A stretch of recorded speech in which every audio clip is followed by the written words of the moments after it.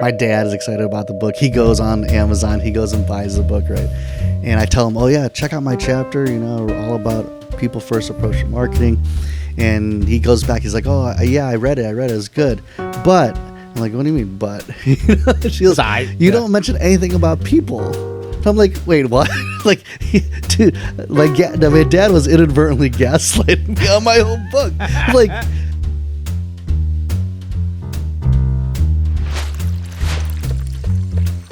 welcome to another episode of Don Draper's Den. In this podcast, we discuss branding and marketing and how it touches so many aspects of our lives. We also talk a bunch of trash about music and food and culture and nostalgia and possibly each other. We hope you're entertained. We hope you can gain some insight from two marketing insiders. I'm Chris, and this is Ernie.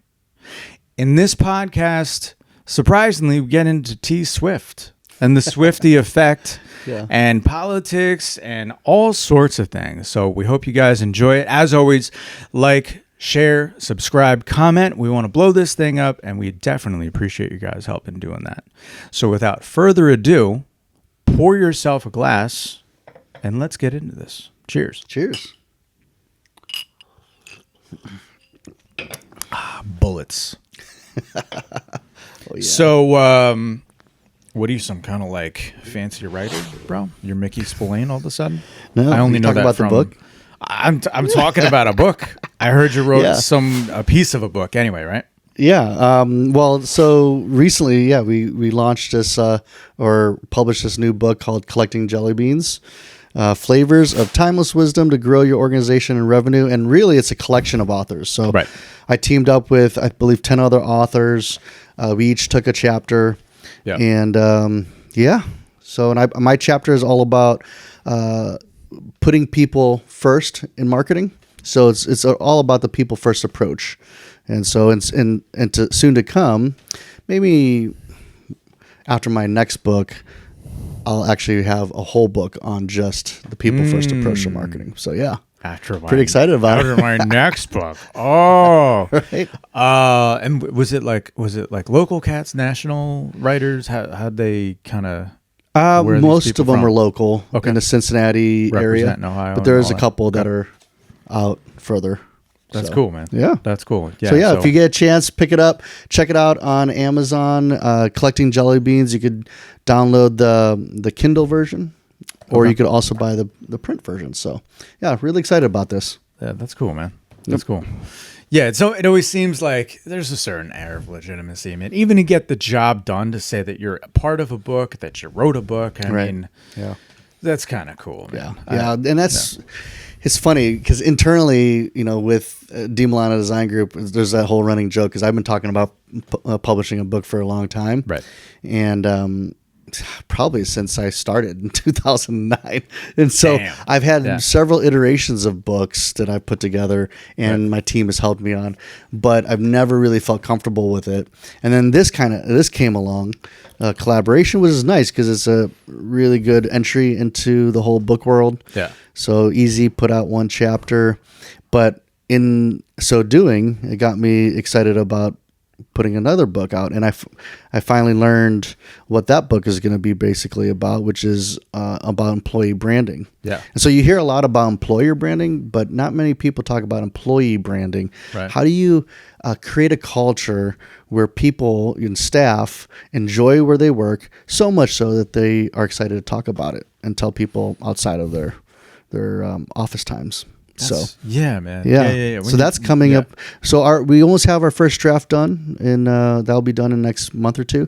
Okay. And then just go through all the editing process, and hopefully second quarter of next year, we'll launch our official book. That's cool. Yeah, excited. Yeah, that's cool. Yeah. So finally, I could be able to say I did that, and something as far as a marketing consultant, you kind of, you feel like you have to start putting all your thoughts onto paper and be able to share that. So something really exciting about.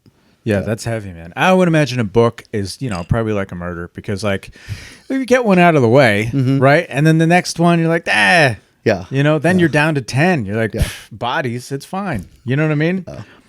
Well, it's for me, it's about a collection of everything I've been consulting on over the years, right? Yeah. And in particular with this chapter that we wrote in Collecting Jellybeans, Right. One thing that I discovered, and partly is my background because I started in ministry, so I was a marketing pastor to begin with, Right. and so of course naturally when I approach marketing, I'm thinking about the people. I'm not thinking about the numbers. I'm not thinking about the metrics or about all the tactics. I'm thinking about the people. What do the people want? What's the audience? And so over the course of the past several years, I just start formulating a lot of my thoughts in terms of about the people approach to marketing. So that's cool, man. And so it's kind of nice because as I continue in this career of consulting, right, I've just kind of collecting all my ideas and that I've been consulting on, and so to finally put it on a paper, that's fun. And then I think the next one is just easier. Then now I know the third one that's coming. It just starts to kind of, I think, get a little bit easier. I would imagine too that when you have a craft, right, that you master, you find like that your certain style kind of manifests. You know what I mean? And then people want that style or they don't. Right. And that's fine. You can't win them all. Right. But to have a style nonetheless is an obvious indicator that like, oh, well, you're well practiced enough, right? That people can see it, right? And love it or hate it, it's still a style. Yep. Right. Like in music, we always go back to music. You think of great guitar players, man, you know it's Steve Ray Vaughan, it's Slash from note 2. You're like, yep. Got it. Yep. Right. Because only they do that style. Right. Yeah. Right. And that's when it's exciting is when you get to that point in your career or your hobbies or whatever you're trying to excel at, where you get to a point where now you're creating your own style and you're owning it and you're confident in it. I think that's when things get exciting, because I know when I first started in the realm of marketing, I'm looking at my gurus, I'm looking at all the books I'm reading and kind of learning from them, and trying to basically reiterate some of the principles that I'm learning from them. But then over the years, you start to shape it. And so now to be able to get to that point where like, I actually have my own style. Yeah. It's just, it's rewarding, but boy, does it take so many years of practice. And, same with guitar, right? Yeah.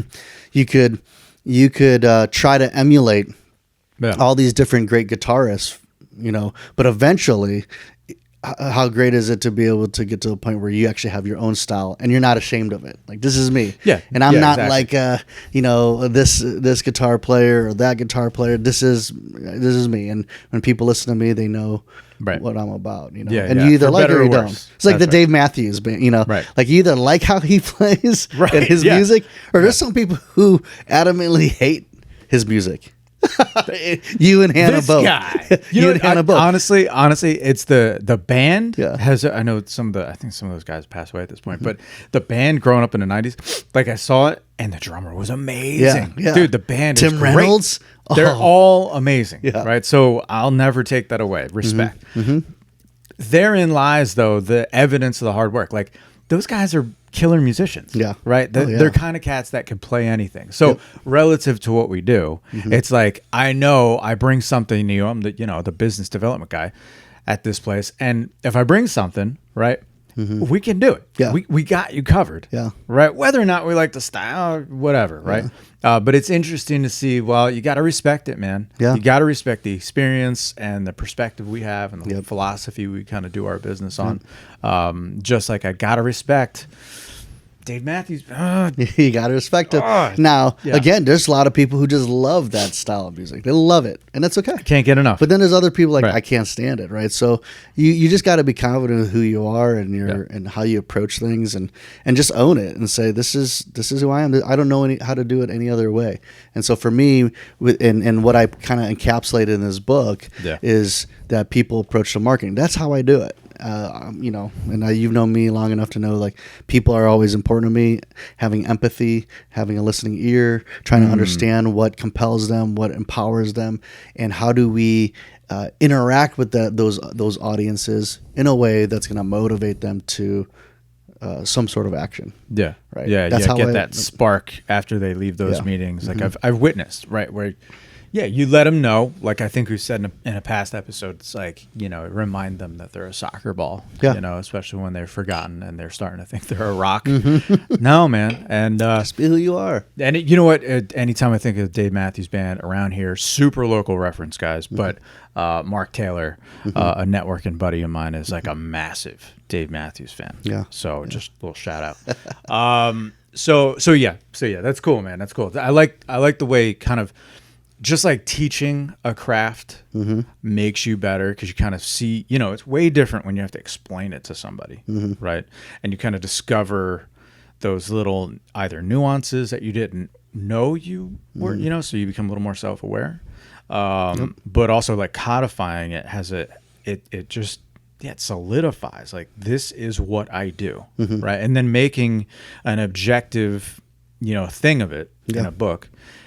Then allows a certain amount of reflection and then subsequent refining, right? Because I speculate that as you put those ideas down, even in that Jellybeans book first, but as you move into the next book and series of books, whatever, it's going to be more of the same. It's like, that's what I thought, but as you're writing the book, different experiences are starting to influence like, okay, well, that's what I thought, right? And that's good, but let me level up. Let's level it up, or let's test some of these things out. Let's see how these things play. And the more you dig deeper into that topic, more concepts, more ideas, more topics kind of flourish out of that. Yeah. Funny story though. So of course I'm excited about the book. Okay. My dad is excited about the book. He goes on Amazon. He goes and buys the book, right? And I tell him, oh yeah, check out my chapter. All about people first approach to marketing. And he goes back. He's like, "Oh, yeah, I read it. It's good." But I'm like, "What do you mean, but?" She goes, "You don't mention anything about people." And I'm like, "Wait, what?" Like, dude, my dad was inadvertently gaslighting me on my whole book. Like, like literally, it's almost like every other word. What are you talking about? So I was at first, I'm like, "No, you had to have read the wrong chapter." Wrong chapter. Inevitably, he's like, "Yeah, I read the wrong chapter." That's amazing. Yeah, but I'm like, for a while, I'm like, are you serious? Like, wait a second. I got to look through the book. What did I write? What happened? I thought I wrote something about people. That's funny. But yeah, so that's funny. Shout out to my dad who gaslit me. I like business meetings with your old man because he's so calming. You're like, you know what? Everything's gonna be great. Yeah, this is real nice. This was a nice experience. It's funny because the older he gets, like the more he wasn't like that when I was young, right? Everything, right. All of our dads, all mistakes. Right. Now I could talk about the Browns and their 1-4 record, or like how terrible they are this season. He's like, "Oh, but it's good. That's good. They scored a touchdown." I'm like, "Dad, no, it's not good. It doesn't matter. It isn't good." But hey, we have a team. I'm like, what is your standard, old man? I guess we have a team. They can walk onto the field. Yeah, they can walk. They're throwing the ball. I'm like, okay, stop. Well, but he is the most positive guy that I know. That's funny. Almost ad nauseum. That's funny, man. Yeah, back to the book, right? Leading off the book. What I think of in music with bands that have longevity, right? Because sometimes, and God bless them, if I had a one-hit wonder, I tattoo it on my forehead, right? Yeah. So, but for those bands that are fortunate and that work hard enough and have something to sell a product going forward, and the Pearl Jams of the world and all this. When they put out a record, right? And again, it's kind of the same. There's a bit of a parallel in that you're capturing a record, right, of their progress thus far as, say, musicians, as bands, as friends, as colleagues, and the whole thing. And so it captures this moment in time, which may or may not hit with the public. That could be their breakout record. It could be one of 3 that are like monumental. It could be, they're refining themselves, whatever it is. And then they nonetheless grow from that, is my point. Yeah. Right. And so to see the evolution, especially of like, I don't know, like mega bands, the Elton Johns of the world and Tool's another great example where they do evolve, but like they're almost writing the same album now for like 30 years, right? Because the sounds are very similar. You know what I mean? But I'm fine with it, you know? Because that's who they are. That's you go that's who they are. to listen to them, you know? Right, right. And to see them level up from that and kind of crawl more and more and more into what they do and refine it, I love it, man. Yeah, that's cool. I'm definitely here for You ever hear people who say like, I don't like that band's music. All their music sounds the same. It's like, yeah, but like that's why. That's what they sound like. That's what they sound like. I mean, if you don't like it, that's fine. Yeah. Just go listen to another band. Yeah. But that's their style. Yeah. Right? Yeah. That's who they are. Yeah. That's, I mean, the Cannibal Corpse. Right? Yeah. To me, like here's an interesting comparison. I don't think I'm the first one to say it, but in the metal world, like these guys are like the AC/DC of death metal. Right, they're like one of the progenitors of the genre, right? And so they literally invented some of the things that are used in the genre. But you kind of know what you're getting. Yeah. Right. I know the ingredients of that one. I like it on a Tuesday. I like it on my birthday. I like it on Jesus' birthday. It's always the same. Like right. Right. And that's fine. And then do they evolve? Like, are the records sounding? Of course they do, but only to me. Right. Right? Because I know the difference. Because you know the difference. You've been listening. You've been I was there the whole time. But, and I've seen them so many times. On the journey person. with that band. Right. Yeah. But I can appreciate when I've shown like my girlfriend Shannon, like, hey, check out this first Cannibal record. It sounds like this. And check out this one. They did Gore Obsessed. And they're like, she's like, what? Isn't it like it's like a dagger to the heart? Yeah, you're like, oh, what are you talking about? What do you mean? They're talking about being torn apart by zombies on this record. But this one, they're talking about like werewolves or something. It's totally different. How dare you? Yeah. Anyways. Yeah, man. I love going back to see the evolution of these bands. Yeah, but it's like, we bringing it back to Dave Matthews Band. Yeah, a lot of all his music, the style is all the same. Right. So if you don't like the first album, you're probably not going to like the last album. Yeah. Right? Yeah. Right? Yeah. So yeah, you know what? So now yeah. Now, here's an interesting thing, though, because we talk about Cannibal Corpse, we talk about Dave Matthews Band, like having the style, Metallica, a lot of their stuff sounds the same. Yeah. But what about like Taylor Swift? Bro. Mega pop. Right. Mega pop. The pop of the pop. But where did she Top start? Of the charts. Right? Wow, where did she start? She started in a country. Vibe, right? Right, with the McGraw song. Yeah. I don't know if that was her first big hit. Yeah. But the Tim McGraw song that she put out in country, right? And then now look. Just a girl with the guitar. Girl with the guitar. Yeah, It's fun seeing sometimes some of those old images of her where she's playing and it's like a small audience. Just her, country girl playing. And then now she's playing in front of a whole sea of people, stadiums. The chaos of American politics. And if you go back in time, right, I don't know much, right? Aside, haters gonna hate. I can thank my Faker's kids gonna fake. because I say it all the time, right? But I think of if you those memes where you're like something ridiculous happens, like Epstein hangs, these kinds of things. Like if you would have told me some kind of truism right now about T Swift 10 years back or something, I'd be like, shut up. Yeah. She's not going to have any sway in politics. What are you talking about? Right. This is stupid. You're talking about the most recent like endorsement. What? Yeah. This is bananas. The whole Swift Swift effect. Taylor Swift effect. Yeah. Never saw it coming. No. I don't know. I remember in the earlier days for her, I would listen to some of her stuff and I'm like, I don't know if she knows how to sing, if it's all just manufactured on the soundboard, because she sounded terrible. Now she's sounding great, looking great, dancing great. Like she dances now. It's what she's been able, been able to accomplish. Right. In jumping from genre to genre is phenomenal. Now I guess you could still make a case about that. Her songs still have that element of consistency and style, right?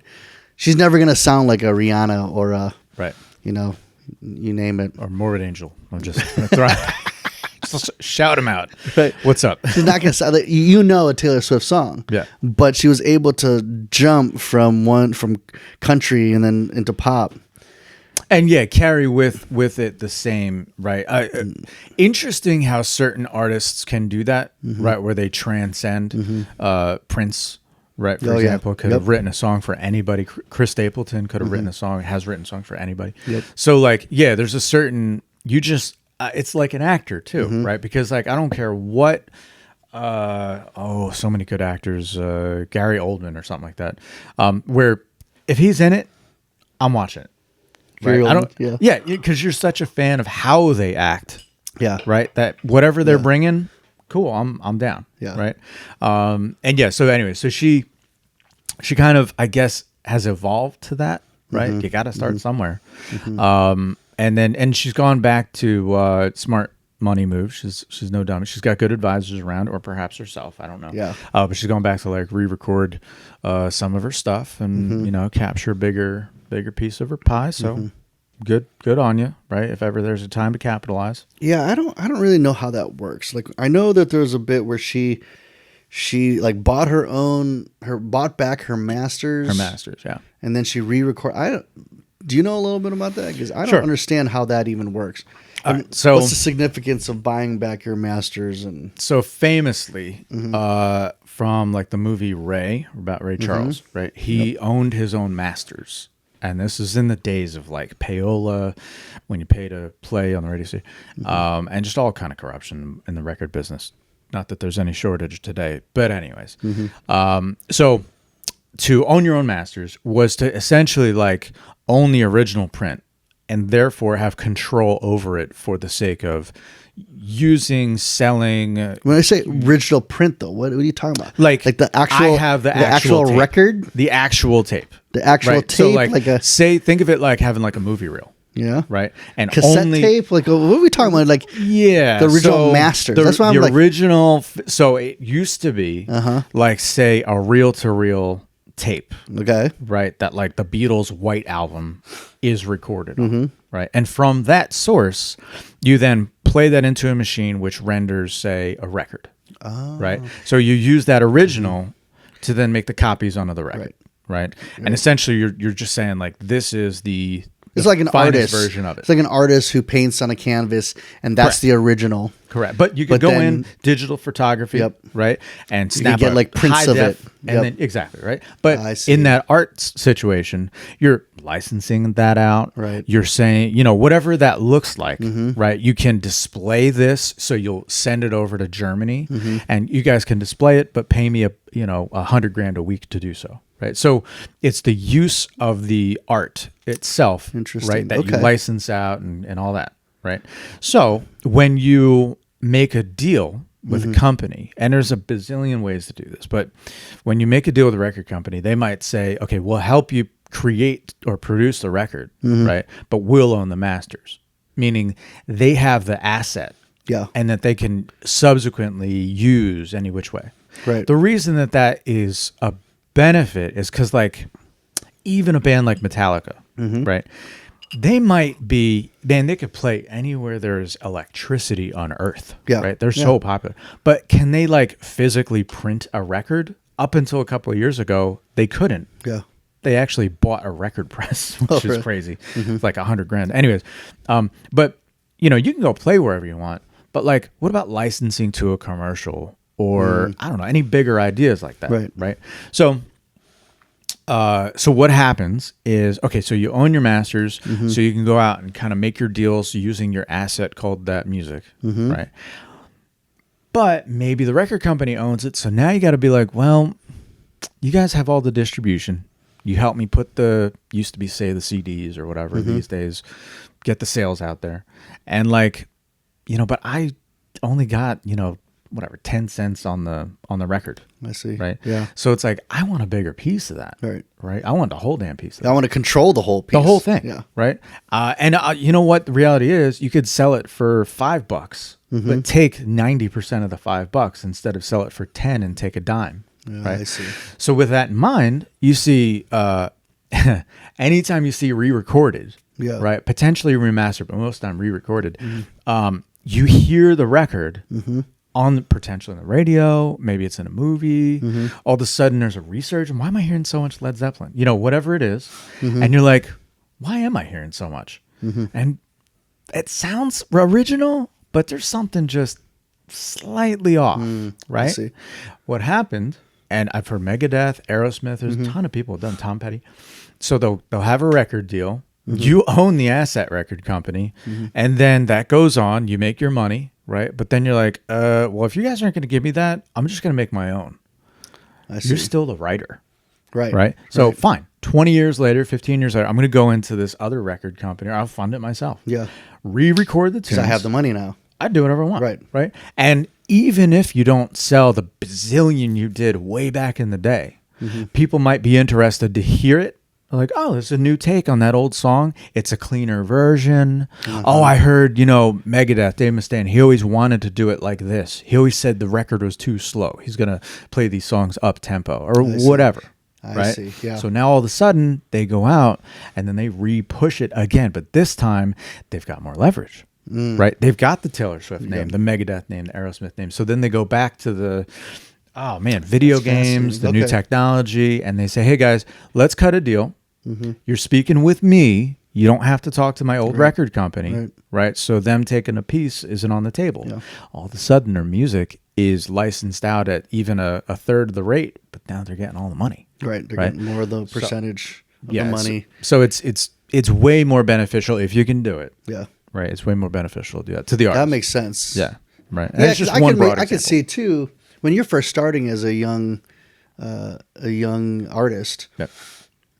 You're trying to you essentially you're almost about to get any record deal you can get, any port in the store. But as a result, you basically lost control of your own pieces. Fact. Because and I don't have the money to record it. I don't have a studio for myself. You can't distribute it. I don't know how to distribute. I don't have the connections. I don't have any of that stuff. So hey, here's a record label who wants to produce my basically stuff. Front it. Yeah. Right. Yeah. But as a result, I signed my blood and onto this contract that I'm eventually going to hate. Especially as you get bigger, because you're like, I'm the one who's putting all the sweat equity into these tours, and I'm making only this percent now. Granted, and make it off the T-shirts or something. Right? Taylor more Swift than the music, making a lot, but I know I can make more, and I could give a better deal to those who want to license That's a product out. That's a fact. Okay. So if you look, do you have to buy the master in order then to re-record it, or can the label has the master? Oh, you know what? You're not going to sell it to me. I'm going to re-record it and have my own master. Or do you have to buy the master to re-record? Yeah. So I would imagine those deals, and I won't speak out of turn, right? I would imagine those deals are going to vary in terms of what can be done after the fact with the music. But as far as I understand it, I think that's independent of like whether you own it or not, right? You could just go re-record, right? Okay. And then there's going to be limits on whatever those deals are in terms of ownership, right? But beyond that, that's why I'm not in the music biz anymore. It is too ugly. Right. But yeah, so what you're saying is Taylor Swift is really rich now. So rich, bro. Right. I mean, what they said recently, just this past year, she reached $1 billion status and wealthy. Yeah. Right. It's I know incredible what she's wealthy, been able to do. Yeah. I mean, to be able to also get to her level and it seemingly hasn't like lost her marbles. Like she seems like I'm impressed. It's hard to do. They talk about the Taylor Swift effect and it's a real thing. Right. And when I think about like her and the impact that she can make in music on NFL politics you're talking about. Yeah. Like this Taylor Swift effect is a real thing. And I start to think about like what is that all about? Right. Yeah. And I think one of the things for me that stands out is her authenticity. Right. The fact that she could go from this country girl playing on small stages all the way to arenas, football stadiums, and seemingly not lose that genuineness of herself, that's so compelling. It's like she attracts people to trust in her. Yeah. Because she's not going to bait and switch. She's not going to all of a sudden get stuck in drugs and alcohol and go off the deep end. Right. This is who I am, right? And she's evolving as she's maturing into a, mature lady, right? In the music business. And so, I wonder, to me, I think her Taylor Swift effect starts with that authenticity and people believing in that personal brand trust, It's interesting to, like, the reality is it seems unlikely that anybody wants to be known as like a fake, right? That doesn't make sense, right? Yeah. So you almost presume anybody who's putting themselves out there is trying to come off as authentic. Yeah. Right. But the weird part is you're trying to, how, you know what I mean? To create that message, to push that out. Mm-hmm. Seems almost weird. Like, how do you mean either you are or you are not? Yeah. Right. Yeah. And how is it that that branding out, that marketing with that push is working? It's still working. Right. And now they're sharing. I mean, I don't want to have me crying because of my like socioeconomic, political type stuff. I don't, that's a hell of a thing. That's very vulnerable of her to put out. Now, I don't really have an interest. I don't have a dog in the fight in terms of the political sway. Yeah. I could care less, right? I'm busy living my life, like most Americans, I think. Yeah. But what I'm interested in our business is like almost looking at it like plays in a football game, where you're like, ooh, that was a good move. Just kind of calling the action as I see it, like, oh, nice position, Yeah. And it's weird to see it in real time. Yeah. And subsequently with the politics again, doesn't it seem like you're damned if you do, damned if you don't with the politics? Because if you put your hand too close, as we said previously, in that radioactive soup, man, it seems like even her Snow White, little hand goes in and is like wilted by this radioactivity of politics. Do you think it's going to affect her? I think that if in that analogy, if the radioactivity is the politics, which it is to me, that she reaches in, with fried chicken and countryness on her hands, and then reaches in, she gets past that bubble where she's officially in it, and her hand looks like the Wicked Witch. You know what I mean? And it just wilts before your very eyes, and it kind of just, I don't know, man, challenges her image, I suppose, right? Puts it to the test. But then I bet when she backs away, when this election cycle, thank God, will end one day soon, however many days, that it will go back to, she might lose a couple people along the way. Yeah. That we'll never forgive and forget or whatever. Yeah. But for the most part, people are like, all right, anyways, that was weird. How about that hit? You know what I mean? Haters going to hate. Right. And we'll just go back to what it was. I think honestly, it's going to go back to where it was. No. I don't even think she's going to really miss a step. No. But honestly, and the reason why is because she's built so much credit in her relationship with her audience. Okay. So much credit. Yeah. That mothers and daughters and even their fathers go to these concerts and they trust this woman who's storytelling and entertaining and doing it in such a comfortable, comforting way, right? That she's built all this credit. That now, hey, she's a young woman that has an opinion. And she's going to share her opinion. But in no way has she ever tried to make any of her audience feel less because they believe different than her. So I think that she has created this relationship bond with her audience in a way where they'll respect that she has her own opinion and it's okay. Now, that doesn't mean that all of them are going to vote the way that she is encouraging people to vote by her endorsement, but they'll, once the election is over, they'll just go right back into it.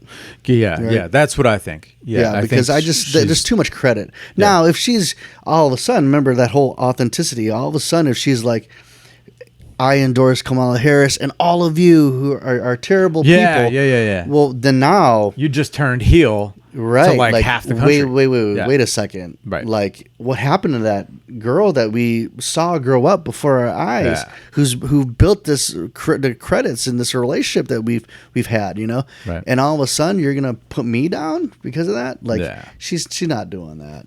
She's just sharing what's a conviction of herself. Whether you agree or disagree, you know, that's up to you. But she's not saying that you are all terrible people for voting. Now, some people inevitably will take it that way. Yeah. Right. But come on, she's a billionaire. She's in Hollywood. She's in the music industry. Of course, she's gonna have a leaning.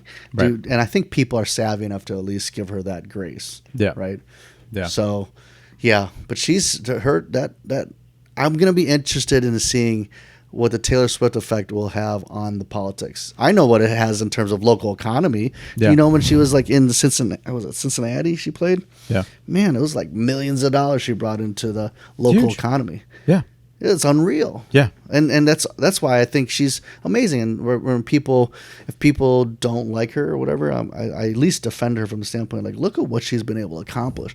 Look at the impact she's having even in the local economy. It's not just money all to her. It's helping wherever she's playing. It's bringing in droves of people. Yeah. That, you know, and cities love it. Yeah. Right.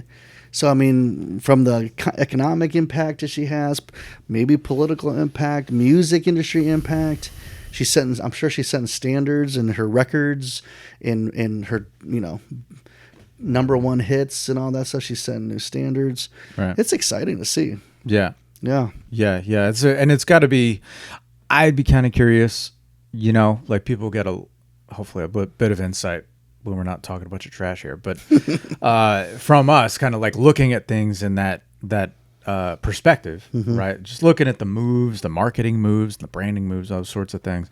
The team that she has, like the people that help to do this, that insulate her from first of all, the Hollywood chaos, the sex, drugs, and rock and roll, right?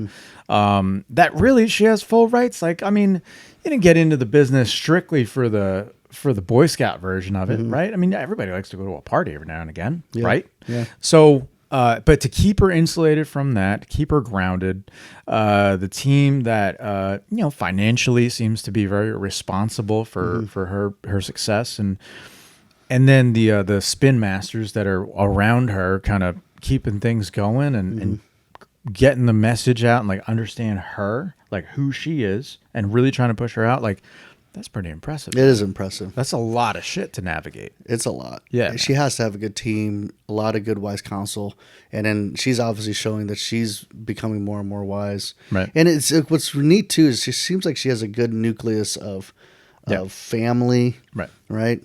Even if you look at like her whole love interest with Travis Kelce. Well, the Kelces are a very good, solid family, right? You know, and she just attracts people who have seemingly good hearts. You know, yeah.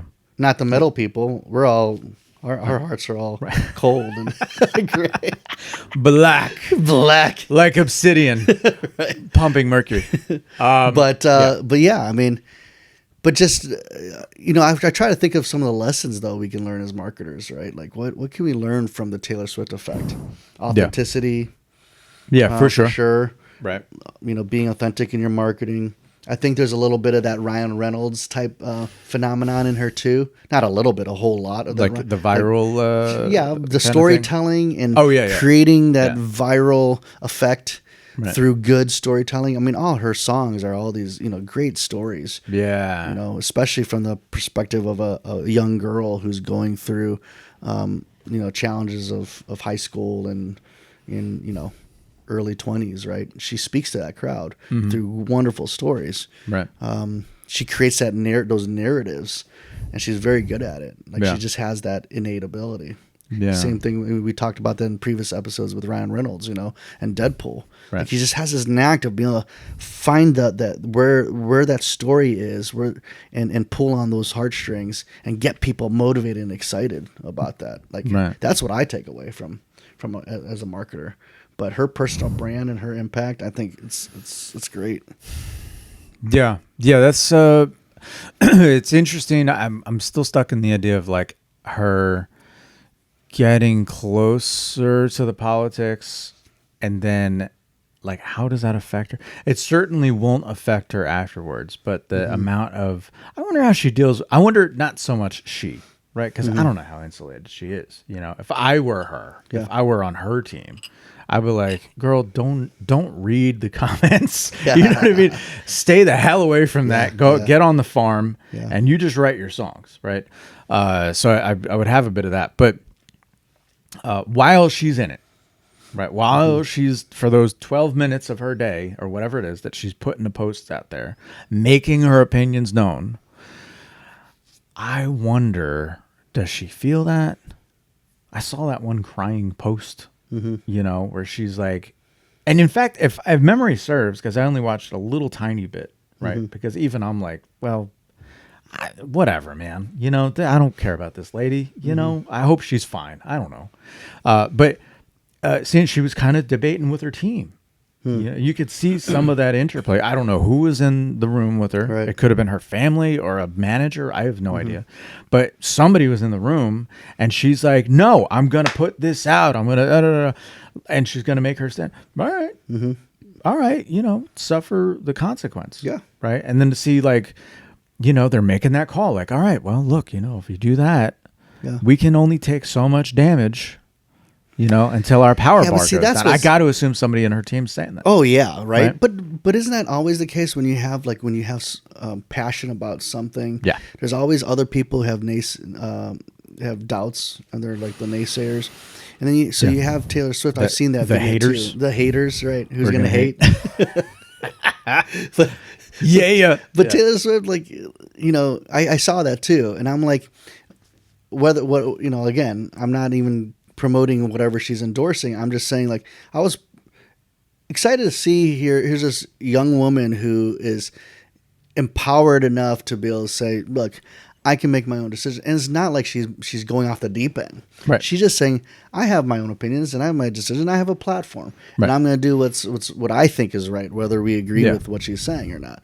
And I think that's exciting to see, because again, I remember when she was just playing her just the country girl acoustic guitar on a small little stage and seeing those videos to now. It's like, hey, way to go, kid. Way to go. If you have that platform, you want to use it, go for it. It's nothing new. Know that there's going to be haters. Like move on. Ray Charles again, right? He took a stand. I mean, there's so many folks, right? Artists, entertainers, either which way. Muhammad Ali and Ray Charles come to mind, right? Way back in the day. And I mean, damn, right? Is Muhammad Ali a great fighter? Yeah. Yeah, we all know. I mean, you really don't appreciate it because it looks so old-timey now. Right? But no, he was amazing. Yeah. Right? Yeah. But his impact as an athlete in the world is a whole nother can of beans. Like, that is nothing. That's a rarity. Yeah. Right. To how much he took a bunch of shit with him, you know, and the military service and all that kind of stuff, and taking away the title. Man, that's a big stand to take, right? Ray Charles, he doesn't do Jim Crow rooms, right? He won't play segregated rooms at a particular point, right? And I'm only going off the movie. It's not like I'm some historical guy on that point. But the fact that he's going to take a stand, and I mean, is it a direct apples to apples comparison? Ray Charles in the segregation thing, and Taylor Swift in the, you know, left right thing, red and blue thing today? Maybe not quite. Yeah. Right. I think, I would like to think that we're all way more probable on the right side of that history as far as segregation in America. Yeah, right. We can all be like, yeah, who the hell was against, or who rather was for that? Right. You know, like, geez. Right. But then to take a stand, that music was awful popular in the South, man. You just cut out half the country you can't tour in anymore. Right. Or if you do, I mean, hell, we're in Ohio, man. Back then, we aren't exactly welcome everywhere. No. You know? And we damn sure aren't as noticeable as Ray Charles. So my point is, it's nothing new to have this elevated platform, right? Yeah. And then have stones enough to put yourself out there and to take a stand. In fact, I might even say, like, that's kind of an American, you know, right? That's a thing you almost kind of aspire to, sort of, right? Like, damn, I'm so big now, I can leverage this influence. So good on you. Yeah, I don't know if it's as much of an American thing, just because now it's such a one world type of. That's true. Culture and stuff that we're a part of, but I do think though that when you gain that level of notoriety and visibility, you do carry this mantle of representation, right? Like you have this responsibility to stand up for what you think is right. You may be wrong, right, but you try to do your best at standing up for what is right. Yeah. And it's going to be unpopular.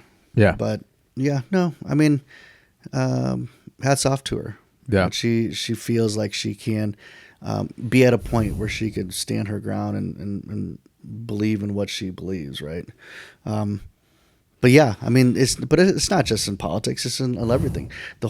Her stance against I'm assuming with her purchasing her masters, that takes a lot of courage, right? Yeah. That shows that, like, no, I We're want taking control, ownership. right? Yeah. Taking ownership of it. Yeah. The way that she was treated in a lot of the award shows and being able to take stance against that. Yeah, right. That's right. I remember that. I'm sure she's been made fun of from critics in terms of going from country to pop and then having to learn to dance. And I'm sure just professional dancers who critique her and how she dances, right? Like this constantly. But if you try to be pleasing to others, you're never going to get to where she's at, right? Yeah, you got to be confident in your own skin. You got to be confident in what you believe in, right? And you're gonna lose some, but I definitely think that's part of that Taylor Swift effect. People get that, and especially since her audience are girls, younger women, and their mothers, right? She communicates this imagery or narrative of empowerment. Yeah. Right. Like you can do it. You can survive in a man's world. Right. It's for you. It's for the taking. Right. No excuses. And you could do it your way. Right. Right. And I think that's that narrative that she pushes. Brilliant marketing, personal branding. Yeah. But I don't think she's faking it. That's the thing. Like I think that's who she is. Yeah. And that it all goes back full circle to her authenticity. And that's why she's built that good credit. That's why she can have such an impact in the culture in the way that she has. Yeah. Because people see, oh wow, you're true to yourself, and you give me that freedom to be true to myself too. Right. Yeah. Yeah. Oh, that's positive. Right. And then, the strength of her character, of her brand, to subsequently, go out on a limb and not only go out on a limb politically speaking, which by the way isn't really surprising, right? Either, right? If she was like some super right hardcore, that would almost be like, well, that doesn't quite add up. That doesn't feel very inclusive. Yeah. So, but anyways, she earns this rep. She's got the credibility. She's got the platform. She can go ahead and throw her hat in the ring and say, I'm going this way.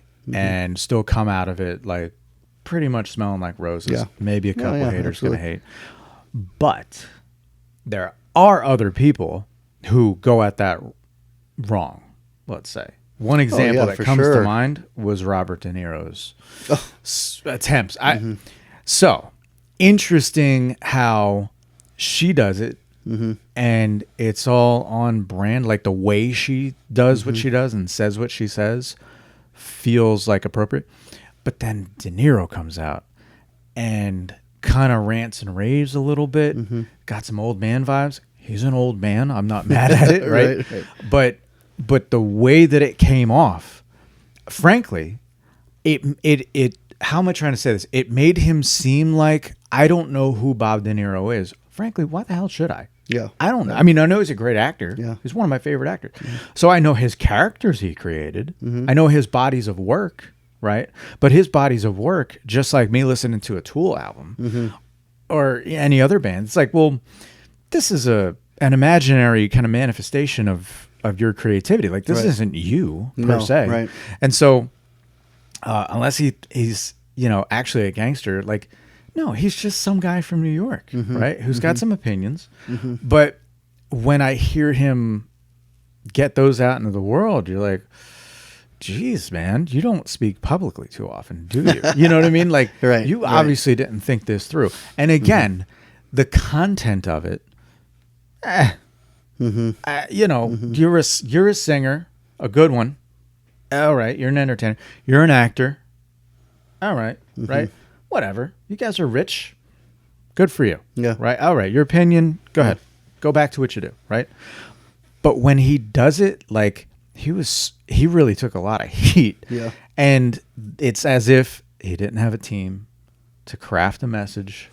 Yeah. And as a marketer, I looked and I'm like, that didn't land very well, man. You could have set it up better. Yeah. If you're going to put yourself out there. I think a big issue, the way I see it, is that he doesn't understand his relationship that he has with his audience. Yeah, there you go. That's you don't understand the relationship you have with your audience. You don't know. They don't see you as somebody that they'd like to have over for dinner and rub elbows with. Yeah. Right. You're a star. You're a star that plays these roles that you're really good at. But as a person, I don't know anything about you. I really don't know anything about Taylor Swift and her narratives, and maybe being a singer and the things she sings about. People welcome her every day in the car when they pick out songs in their playlist. Right. When they're lonely, perhaps, and in their room, and they locks herself in her room and she puts on a Taylor Swift song. This is like a friend. Right. It's a different relationship with this person.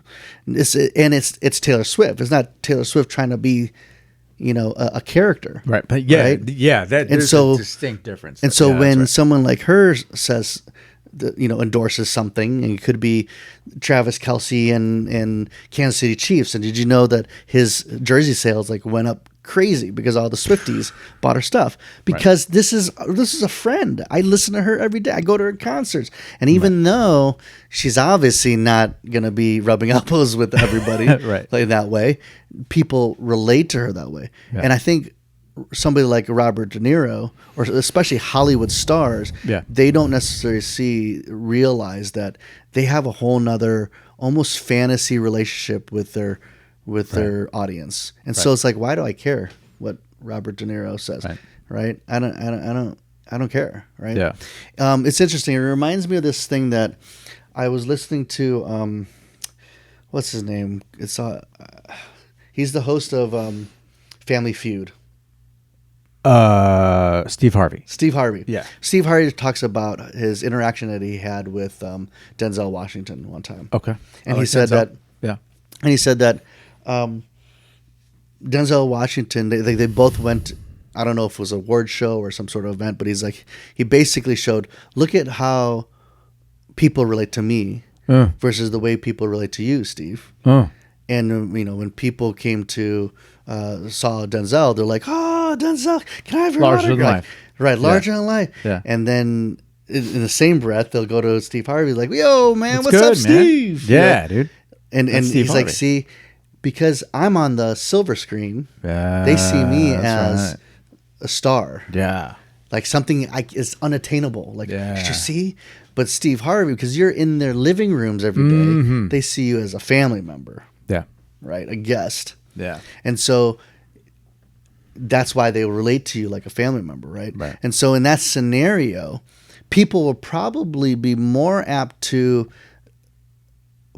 listen to a Steve Harvey endorsement of whatever. Right. Because that personal because effect, it's like, I love Steve. I know that a little better. His jokes are great. His comedian. I love, Family Feud, versus a Denzel Washington was like, okay, you just shared your opinion about politics. Who are you? I don't even know. I know how you are, you were in Training Day. I know love how you were in Glory. Yeah. Awesome. Awesome. But he doesn't have that platform. Yeah. Yeah, and he doesn't necessarily use it in that way. Like, and so if he were to go and use it like a De Niro, yeah. it's like a disconnect. Like, what? That doesn't. I don't know, right? Right. So yeah.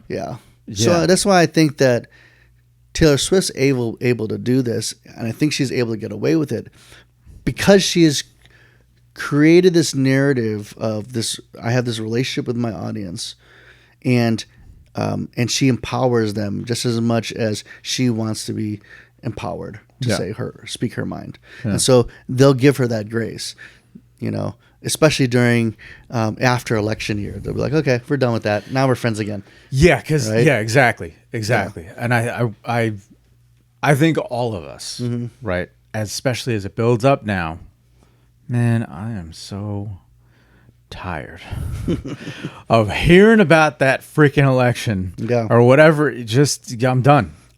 I'm worn out. Yeah. I'm worn out from it. But it's interesting, the characters that have kind of, popped up, and the stories that have popped up as a result of the political landscape and chaos. Poor Bob. Poor Bob. Right. Just makes a movie. Well, who's that one comedian? He starred in Adam Sandler movies, but he's all pro-Trump. He's you can do it. Oh yeah. Rob Schneider. Yeah, Rob Schneider. Yeah, again. Yeah, he comes cool. out pretty right. That's cool, or whatever. He shares it. Not outrageously right though. He's on the Trump side. He's Dennis speaking Miller on Fox News on the right. Right. But it's like, so. Actually, you know what? Really, to think about it, right? It's like, who else? Shane Gillis back on SNL. Andrew Schultz. And I don't want to speak out of turn. I'm pretty sure that they're rolling that way. Tony Hinchcliffe. So a lot of those Rogan camp type comedians, and it's fine, right? At the end of the day, like, it's interesting how maybe everybody's burned out by it at this point. You know, maybe we're all like, you know what? Let's just get back to the yucks, man. Right. I know I'm burned out on it, but that's interesting, man. Yeah, T Swift. I never thought that I would do a podcast about T Swift, but I'm fine with it. Like you said, you gotta respect her success and what she's able to do. Yeah. Whether you like her music or not, it's like that's amazing what she's been able to accomplish, and that hats off, because I'm nowhere close to what who am I to really say what she's doing is wrong, right, bro? Yeah. I can't tell you how many times a day I say that. Like, Olivia, who works here, is tired of hearing it. Right? I'm just waiting for everybody to like, hey, dude's gonna, and just tell me to shut up. But yeah, I love it. It's perfect. It's perfect. Yep. That was a good one. That was good. Well, quick question before we get off, though. All right. So you mentioned, what do you call it? One-hit wonders. Yeah. What one-hit wonder songs come to mind for you? Jesus, there's so many of them, man. Especially from the 80s. Yeah, right. I don't know the names of the bands, and I run so far away. Flock of Seagulls, right? That's a good one. Or spin me right round, baby, right round, baby, like a record, baby. Who sings that? That's Dead or Alive. Yeah. Rest in peace to Pete, the singer. Who else, man? God, there's just so many, dude. You know what? There's so many. Recently, Hannah and I have been watching that Monsters series in the Netflix, and they're highlighting the Menendez brothers and their murdering their parents. Bro. Jesus, bring it dark. But Go ahead. no, but what I was saying, the one thing I do love about this series right now is apparently, I don't know if this is true, because this is just a mini series of it, but like, all they listen to, it seems like, is Milli Vanilli. For real? Yeah. I haven't seen it, man. That's fantastic. And so the whole time, like, they'll put it in a car, they'll put music on the car, and all of a sudden, I love you. Girl, I know it's true. And I'm like, yes, I love this show. And again, rest in peace to the one dude. It ain't easy. Is it what, Millie or Vanilli? I'm not sure, dude. But poor little fella. Yeah, that whole story was sad, but while they're hot, come on. The Menendez brothers, big man, dude. How pissed? I bet you that's completely inaccurate in this story. But I'm just glad that they're playing Milli Vanilli. That's hilarious, man. Shannon had no idea who they were. What's another Milli Vanilli song?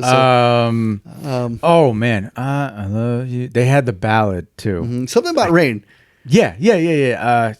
I can't remember it, man. Love it. I love it. Damn, man. Yeah, there's so many from that era. I remember like roller skating rink. I remember Vanilla Ice right, from that era. MC Hammer. Yes. I had those records or tapes. Yes. I had those tapes. And yeah, going to the roller skating rink, and all the chicks had, the girls my age had hair just parachute pants. Oh, come on, let's go. Was it Z Cavarici pants? Yeah, dude.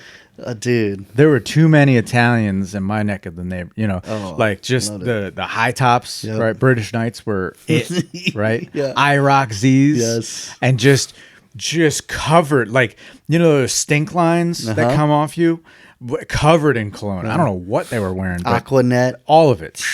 Oh man! Like you go into somebody's bathroom in their house, if they had like a daughter, like you touch the handle. I remember touching the handle. That's right. Be like, oh, what is because this? It's literally crusted on Aquanet hairspray. Right. That's right. Yeah, dude, man. Those are the days, though. Yeah, man. Yeah, shout out to the late '80s and early '90s. Yeah, man. Love it. Nostalgia. All right, that's a good one. I think we'll get out of here on that. So. From the iconic era of advertising to the digital age, I'm Chris. And I'm Ernie. Keep it legendary.